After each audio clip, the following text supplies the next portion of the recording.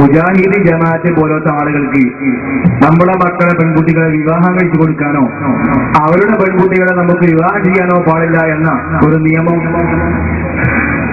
ജമാല് 6 ജോഡി ദർശനം നടത്തുന്ന ഒരു ആലിം പരസ്യമായി പ്രസംഗിക്കുകയും അതിന് അനുകൂലമായി ശക്തമായ ഒരു നിയമം ഉടലെടുക്കുകയും ചെയ്തു.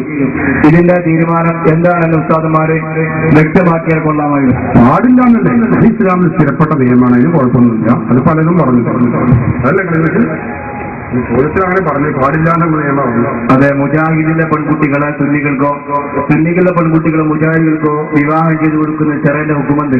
പാടില്ലാത്ത കാര്യമാണ്. ബഹുമാനപ്പെട്ട ഇമാം ഇബ്നു ഹജർ അൽ-ഹൈതമി ഫതാവൽ കുബ്രയിൽ പറഞ്ഞിട്ടുണ്ട്, സുഹൃത്തയുടെ 7ാമത്തെ വാല്യത്തിൽ പറഞ്ഞിട്ടുണ്ട്.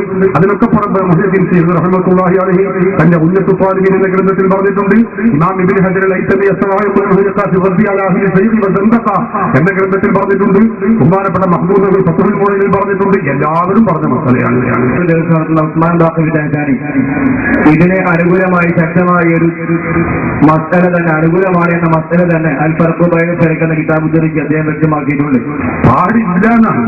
അപ്പൊ അതുകൊണ്ട് ആ ജാതി ഗുരുവായിട്ടൊന്നും പറയണ്ട. ഏത് ഉസ്മാന ഏത് ബാക്കവിയ തഹത്താനിയ തഹത്തക്ക് പോണ ആളേക്കാണ്. തഹത്താനി എന്ന പേരെന്നതാണ്. തഹത്തക്ക് അങ്ങനെ പോണ ആളാണ്. അത് കിതാബിലുള്ള നിയമമല്ല. അപ്പൊ അതുകൊണ്ട് അങ്ങനെ വ്യക്തികളെ കുറിച്ച് ഏതെങ്കിലും വ്യക്തി അവിടെ അങ്ങനെ പറഞ്ഞു മറ്റേ വ്യക്തിയാണ് നമുക്ക് വ്യക്തി പരാമർശം അത് അവരോട് ചോദിക്കണം. അത് റൈൻസാഹിബ് പറഞ്ഞതല്ല, അത് അവരോട് ചോദിക്കണം. നമ്മൾ ഉത്തരവാദിയല്ല. നമ്മുടെ ഇസ്ലാമിന്റെ നിയമമാണ് ഈ പറയുന്നത്. അത് ആ വ്യക്തിഗത വ്യക്തിയാണ്. നമ്മൾക്ക് അതിന് താല്പര്യമില്ല. വ്യക്തി പരാമർശങ്ങൾ ഏതെങ്കിലും ആളുകൾ നമ്മുടെ മസലയിൽ കുഴപ്പം തെറ്റോ പറഞ്ഞിട്ടുണ്ടെങ്കിൽ അവർക്കത് ശരിയാക്കുക എന്നല്ലാതെ അവർ നമ്മൾ പൊതുവേദിയിൽ വെച്ച് അങ്ങനെ പറഞ്ഞ് പരാമർശിക്കേണ്ടതില്ല. നിങ്ങൾ തന്നെ ചെയ്തു വരുന്ന ഒരു കാര്യത്തിന് ഒന്നിൽ ഹലാലും മറ്റൊന്നിൽ ഹറാമും ആക്കുക.